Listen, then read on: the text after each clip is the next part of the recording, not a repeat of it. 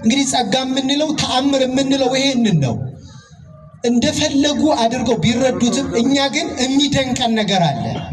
በጣም የሚደንቀን እንደምን ያለ ጸጋ ነው! እንዲህ ያለ ጸጋ በተለይ በጻድቁ በአቡነ ገብረ መንፈስ ቅዱስ ዜና ሕይወት ውስጥ የምናገኝ ተአምራቱ ገርሉ በጣም አስገራሚ ነው። የመጀመሪያው 562 ዓመት በምድር እግዚአብሔር እንዲኖሩ የፈቀደላቸው የእድሜ ባለጸጋ አባት ናቸው። ስንት ዓመት? አሁን እድሜ እኮ በጣም ትንሽ ሆኖ መከራ የታየበት ዘመን 60 ዓመት መድረስ በጣም ብርቅ አልሆነም በእኛ ዘመን። ደህና መሻችሁ። አሁን 60 ዓመት ሰባማ በቃ ቅርስ ነው። 80ማ የማይሞከር ነው። 562 ዓመት ለካ በምድር ላይ ይኖራል ክርስቲያኖች።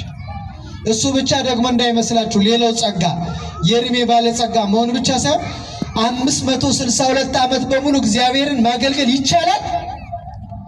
80 ዓመት የኖረ ሰው እኮ ከ80 ዓመቱ ውስጥ እንግዲህ የጎልማሳነት ዘመኑ ሲያብቃ ከዚያ ተቆራርጦ የጸለየበት እግዚአብሔርን ያሰበበት ንስሐ የገባበት የቆረበበት ዘመን ቢቆጠር ሙሉ 80 እኮ አይሆንም። በዚያው ጋር ተቆጣጥሮ 20ም ከሆነ ጎበዝ ነው።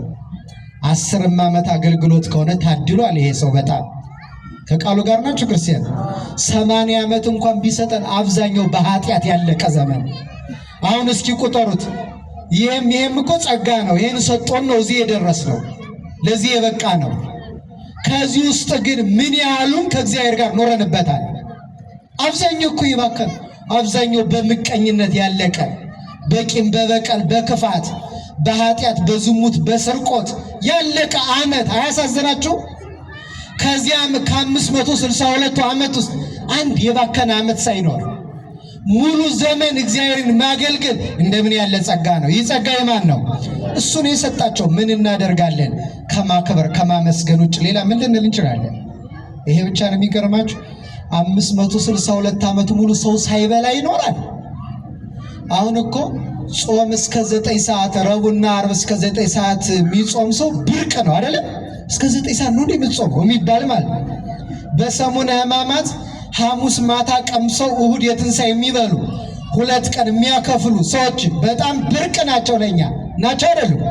2 ቀን ሙሉ እኮ ነው ያከፈሉት። እንዴ አንድ ቀን ምጥ ሆኖብናል። ዓርብ ማታ ቀምሰን ቅዳሜ ውለን አድረን ለመቅመስ 12 ሰዓት ከምናምን ማለት ነው።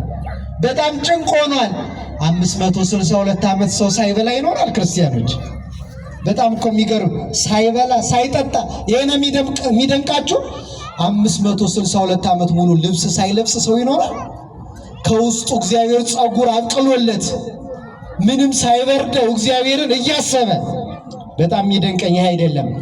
562 ዓመት አልተኛም ይላል ገድሉ። በቃ ሁለንተናው በሙሉ እግዚአብሔርን እያሰበ በዘመኑ ሁሉ